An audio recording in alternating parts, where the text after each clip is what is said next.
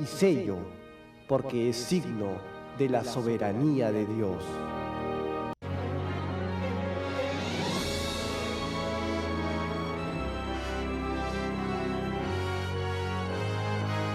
EWTN, el esplendor de la verdad.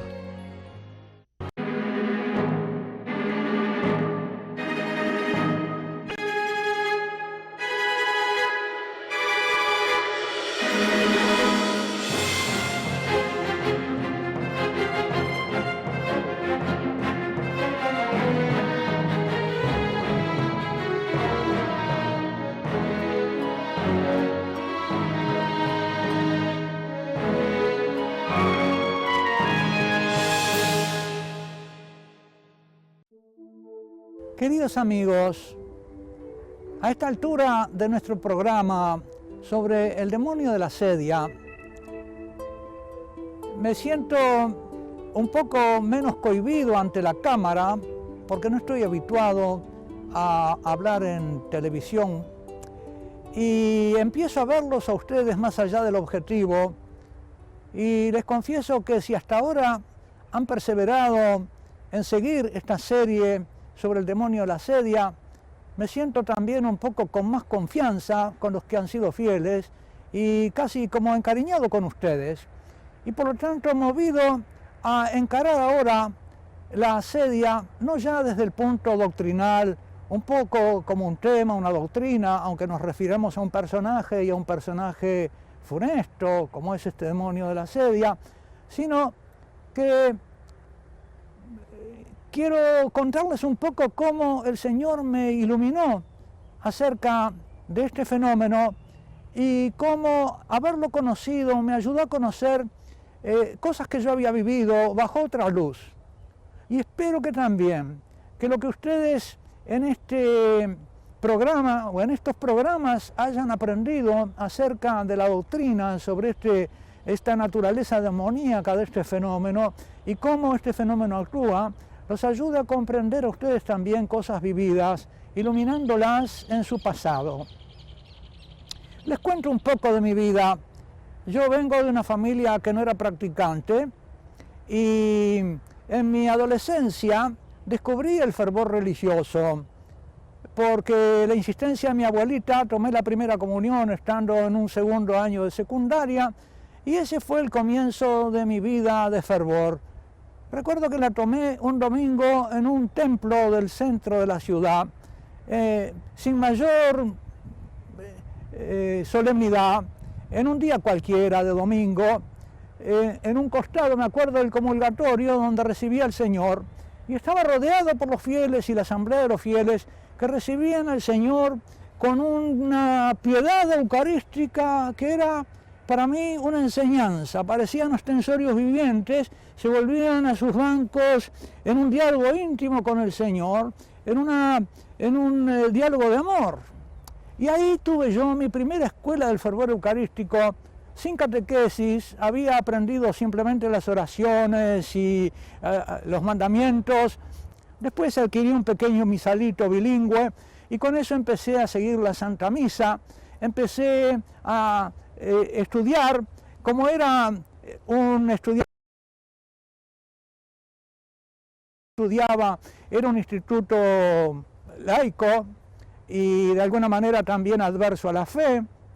Empecé a defender mi fe ante los compañeros que no creían, ingresé en la Acción Católica y como yo era muy ignorante de las cosas de la fe, porque no había tenido catequesis,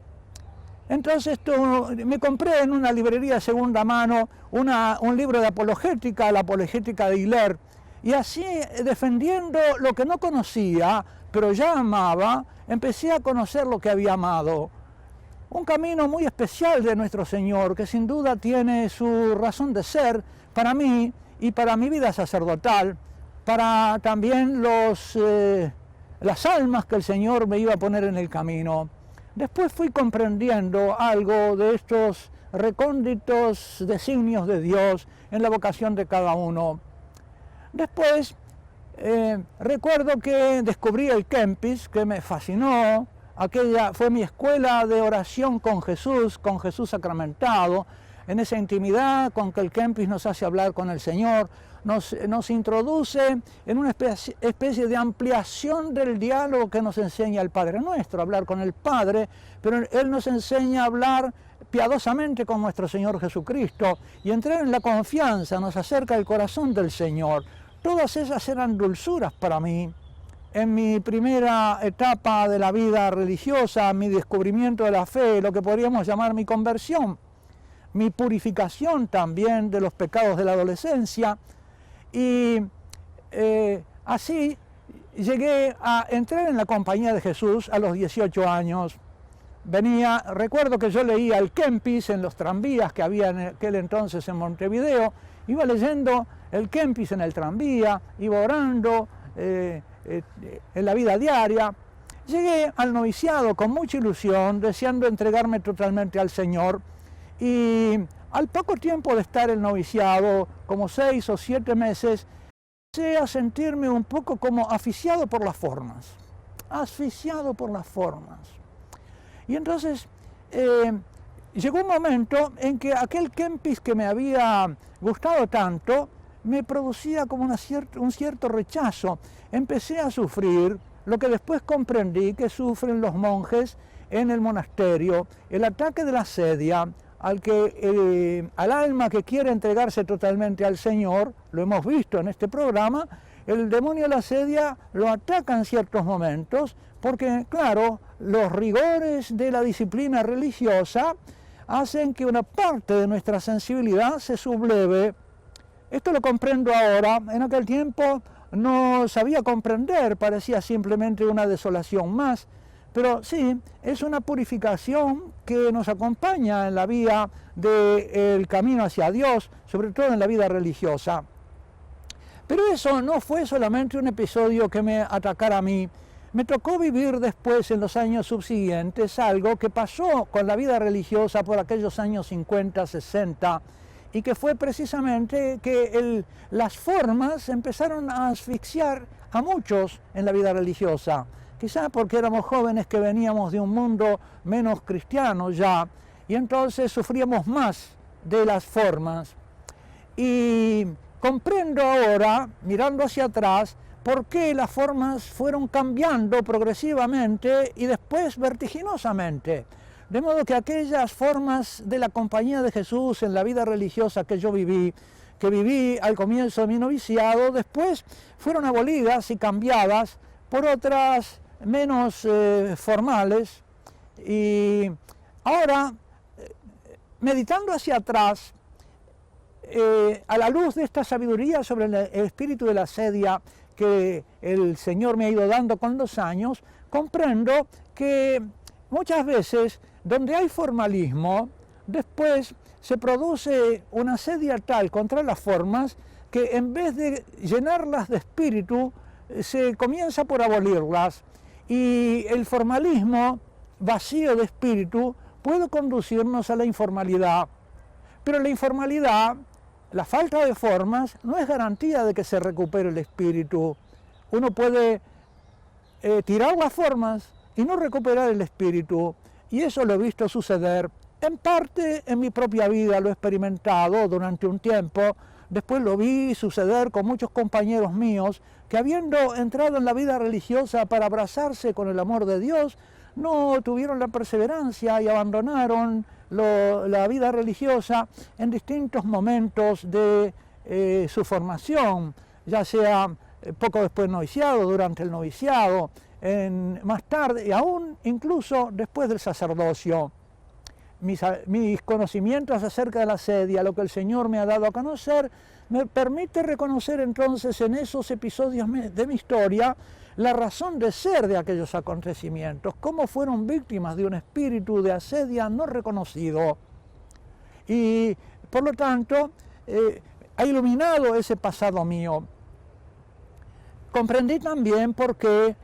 después de muchos años de vida religiosa, aquellas obras de vida espiritual que nutrieron nuestro noviciado, como por ejemplo las lecturas del Padre Rodríguez, el ejercicio de perfección y virtudes cristianas, desapareció de las bibliotecas, fue barrido, fue tirado, fue quemado en parte, con una especie como de saña, de desagrado por aquel pasado que ya no se quería más. Se quemaron notas y diarios espirituales y hubo como una abjuración de aquel primer fervor que se confundía con las formas. Comprendo también que muchos compañeros míos en la vida religiosa entraron a veces de un pasado de catolicismo formalista, un poco ahogados por las formas. Y si yo, que había entrado en la vida religiosa con un fervor muy fresco, sufrí las consecuencias de las formas de la vida religiosa severa y austera de un noviciado, sufrí el demonio de la sedia, comprendo que el ataque a ellos fue mucho mayor, porque no tenían la memoria del fervor primero, sino que venían de las formas simplemente sin fervor que los vigorizara. Comprendo que ese fervor primero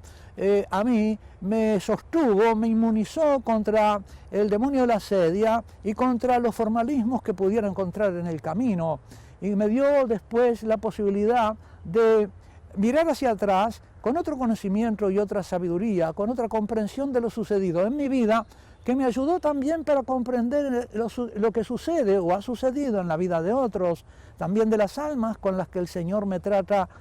hace tratar en el ministerio. Ustedes se podrán preguntar cuándo fue que yo empecé a conocer este demonio de la sedia. Bastante tarde en mi sacerdocio, fue por los años, en la década del 90. Yo estaba dando el mes de ejercicios en un noviciado de religiosas a las jóvenes novicias. Me quedaba bastante tiempo libre para escribir, había escrito muchas otras cosas en otras ocasiones, pero en ese momento yo estaba escribiendo unas fichas para los 7 vicios capitales, para poder hacer el primer modo de orar de San Ignacio, que uno de cuyos modos de orar es orar por los vicios y pecados capitales y las virtudes opuestas. Entonces había empezado a hacer fichas breves explicando qué son los vicios capitales, qué es la soberbia, qué es la vanidad, qué es la gula, la lujuria, la tristeza, la envidia, la soberbia. Y entre esas fichas llegué a la ficha de la envidia. Y al llegar a la envidia, como la envidia es una tristeza por el bien ajeno, me encontré allí por primera vez con la sedia, que yo no había oído hablar mucho de ella, o si había oído hablar de ella quizá en la lectura del libro de los ejercicios de perfección y virtudes cristianas del Padre Rodríguez, no había reparado en ese pecado, quizá porque no se refería a una experiencia propia mía en aquellos tiempos, o no la supe conectar con ella cuando la sufría. En ese tiempo entonces, en ese momento, empecé a escribir sobre, pero no pude detenerme en una ficha sobre la sedia. Aquella ficha empezó a crecer y a extenderse con una comprensión de lo que era la definición de la sedia, un poco con lo que he ido volcando en estos programas y entregándoles a ustedes en estos programas. Y de ahí salió un libro en el año 95-97 con una comprensión del fenómeno de la sedia como un fenómeno de la civilización, que se llamó En mi sed me dieron vinagre, la civilización de la sedia, donde reuní todo aquel material que había ido saliendo de aquellas fichas, ordenándolo por capítulos: la sedia, la definición, la sedia en las Sagradas Escrituras, la sedia en el martirio, alrededor de los mártires, de los perseguidores, del impulsor del martirio, que es el demonio, la sedia en el mundo contemporáneo tal como yo la había padecido, y también en la vida religiosa, las causas de la sedia y los remedios. En aquel momento no reparé que el primer remedio, el más importante, era la oración contra este demonio y el exorcismo, porque no tenía todavía tan clara la noción de que es un demonio, que no es simplemente un fenómeno moral, que no es simplemente un fenómeno psicológico, sino que es demoníaco. Y por lo tanto hay que combatirlo con la oración y el exorcismo. Y una parte importante del exorcismo es conocer su nombre. De modo que comprendo también que, habiendo conocido el nombre de lo que yo había vivido, pude librarme de algunos efectos de ello y pude ayudar a otras almas a reparar y a darse cuenta de lo que estaban padeciendo, que era una tentación de este demonio de la asedia. Comprendo entonces perfectamente, queridos amigos, cómo lo que viví muchas veces durante mi vida, o vi que vivían mis compañeros en la vida religiosa, eran ataques de este demonio de la asedia que les hacía odiar las formas y hacer pasar a la informalidad, querer tirar todas las cosas. Recuerdo que estando en Alemania, estudiando alemán, yo estaba estudiando teología en Holanda y fui a Alemania a estudiar alemán en un filosofado de una orden religiosa, y allí, en ese momento, llegó la carta del general de esa orden religiosa, y yo, que no entendía alemán, después averigüé a qué se debía, y era que los jóvenes del filosofado habían sacado una imagen del Sagrado Corazón que estaba en la escalera del filosofado y la habían enterrado en el bosque. Ahí tienen ustedes, eran los años 64 o 65, tienen ustedes un ejemplo de hasta qué punto la asedia había invadido las formas religiosas, una especie de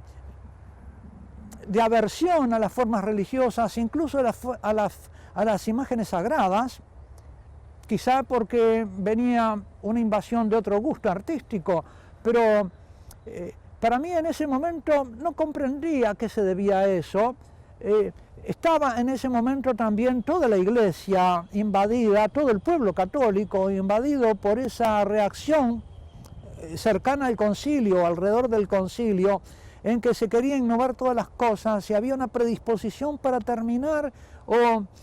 abolir todas las cosas anteriores. Recuerdo iglesias en las cuales se retiraban los reclinatorios, se sacaban las imágenes, y había como un despojamiento que acercaba nuestros templos al aspecto de los templos protestantes, sin imágenes y sin los gestos tradicionales de la piedad cristiana. Eso en ese momento yo no lo comprendía, lo comprendí después. Estaba contándoles entonces que en ese momento en que, dando los ejercicios, comencé a ver el tema de la asedia, se me fueron iluminando pasajes de mi vida anterior y experiencias de mi vida. Comprendí el motivo de esa pérdida del fervor religioso que yo había experimentado, tantos compañeros míos con efectos mucho más funestos para su vida sacerdotal y de fe, para su vida religiosa. Conocí también, empecé a comprender la apostasía, el fenómeno de la apostasía. Vi que numerosísimos católicos que habían sido católicos de familias tradicionales en Uruguay, en pocas generaciones se terminaban las familias católicas, y aquellos que habían ido junto con sus padres al templo en la misa dominical, después abandonaban la práctica y en 2 o 3 generaciones ya ni siquiera se casaban por la iglesia. Habían abandonado también por asedia cultural. Viviendo en esta civilización de la asedia, se habían contagiado de este demonio de la asedia que hace abominar las cosas de Dios y los signos de Dios y las virtudes teologales. Muchas de esas almas que habían vivido un pasado fervientemente católico no es que se convirtieran en malas personas, pero se abrazaban después, habiendo abandonado las virtudes teologales, habiendo terminado con su relación con Dios, se abrazaban a las virtudes morales y cultivaban entonces lo que podemos decir una encomiable filantropía, amor a los hombres, pero no el amor de la caridad fundado en Dios y motivado por Dios, sino la filantropía, un amor humano, un amor compasivo por los otros, en los cuales había un residuo de su capacidad de piedad hacia los otros, un residuo de su fe perdida. Y entonces conocí esos, yo les llamo honorables apóstatas, honrosos apóstatas, que decían haber abandonado la fe y se entregaban ahora a las obras de caridad, a las obras de filantropía, a la lucha política, a cambiar la suerte de los pobres, movidos por una compasión humana muy encomiable, pero que ya no era la motivada por la caridad cristiana, sino por esa compasión humana filantrópica. Y cultivaban eso habiendo dejado las virtudes teologales, cultivaban este nuevo modo de vivir, entregándose a las virtudes humanas con una especie como de elegancia, y yo me pregunto si no con una cierta soberbia, de sentirse tan buenos. Habían terminado con la contemplación de Dios y de los misterios cristianos, pero vivían ahora contemplándose a sí mismos y contemplando un poco el bien del que eran capaces. Y creo que haber sabido lo que es la asedia me ha ayudado a comprender el engaño en que habían incurrido estos personajes llevados por el demonio de la asedia. Habían pasado de la tristeza por las cosas de Dios, habían ido pasando incluso algunos a la aversión contra las cosas de Dios. Y conocí a algunos que, habiendo sido creyentes y cristianos en su niñez o en su adolescencia, después se hicieron verdaderos enemigos de la fe católica, abrazándose a aquellas acusaciones que se han hecho desde los ámbitos ideológicos, de que la fe católica era el opio del pueblo, de que había que terminar con la fe católica para que pudiera venir la sociedad perfecta, la sociedad solidaria y sin clases. A partir de estos contemporáneos míos que habían descendido de las virtudes teologales a las virtudes humanas y que vivían practicándolas o tratando de practicarlas con un fervor que suplía el fervor religioso perdido, pero que los llevaba a contemplarse a sí mismos y a buscar la propia gloria de la propia bondad en el ejercicio de las virtudes morales, me fui remontando a medida que pensaba y meditaba en el fenómeno, me fui remontando históricamente a los orígenes de este proceso y me di cuenta que no era contemporáneo, que esto había comenzado en el pueblo católico bastantes siglos atrás, que había sido un proceso que se había cumplido, por ejemplo, en la Revolución Francesa, donde hubo un intento de abolir las formas cristianas, las formas católicas, y suplirlas por otras formas, donde la Catedral de Notre Dame, por ejemplo, fue consagrada a la diosa Razón, donde se quiso cambiar el calendario católico por un calendario puramente naturalista. Es decir, había habido, fui cayendo en la cuenta, intentos históricos de abolir la fe durante la historia. No solamente la Revolución Francesa, la Revolución Bolchevique y todo el intento de abolir el cristianismo en los países del Oriente, en España, en México, en América Latina, también obedecían a una asedia que era intelectual, que obedecía a una ideología, a razones bien intencionadas. Se decía que era necesario que desapareciera esta fe, que era un obstáculo para el progreso humano. Fui comprendiendo entonces también que el demonio de la asedia había actuado en nuestro pasado históricamente y había sido causa de las persecuciones en nuestros tiempos. Esto había producido lo que yo llegué a comprender, un combate de la filantropía contra la caridad. En mi propio país, en Uruguay, los jesuitas fueron expulsados a mitad del siglo XIX porque uno de ellos, en la fiesta de la consagración de una religiosa del huerto, predicó diciendo que la filantropía que se proponía era una moneda falsa de la caridad.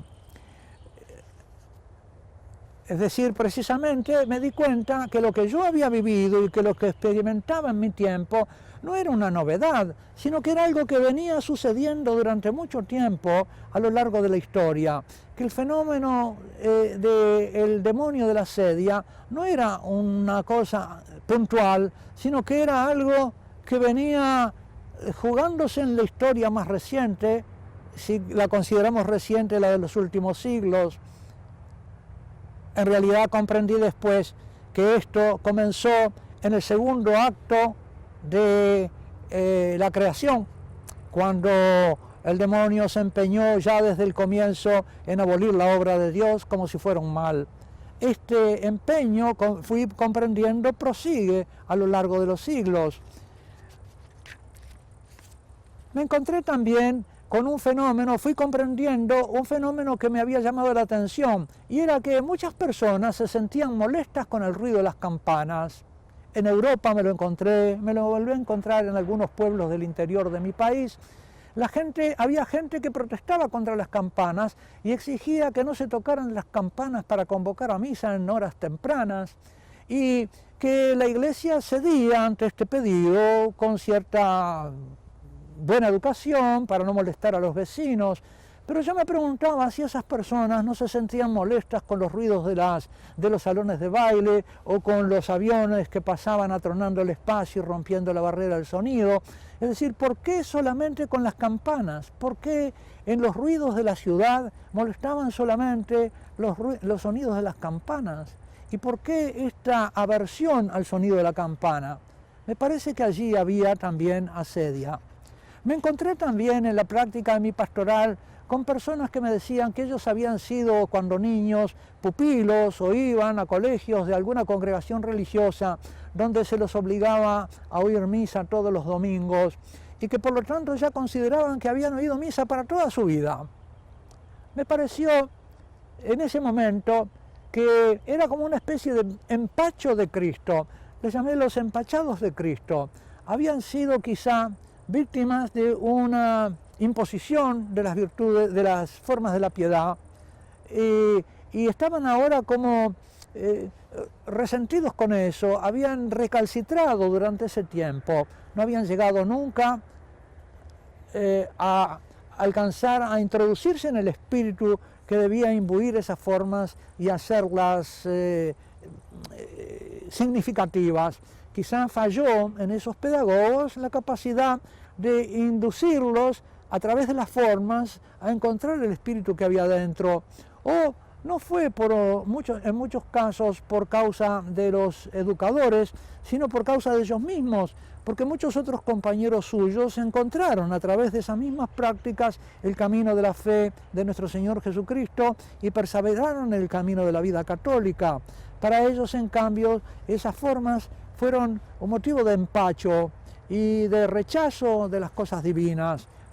Y queridos amigos, estamos llegando al fin de este programa. Yo podía seguir tanto tiempo hablándoles y contándoles de mi historia, de mi encuentro con el demonio de la sedia y de lo que el Señor me enseñó acerca de él para defenderme y para defender a sus ovejas. Y podía seguir aquí mucho tiempo, pero tenemos que terminarlo. Y por lo tanto los dejo hasta el próximo programa, pidiendo al Señor que los bendiga y al ángel de la guarda de cada uno que lo libre del demonio de la sedia. Hasta el próximo programa, si Dios quiere.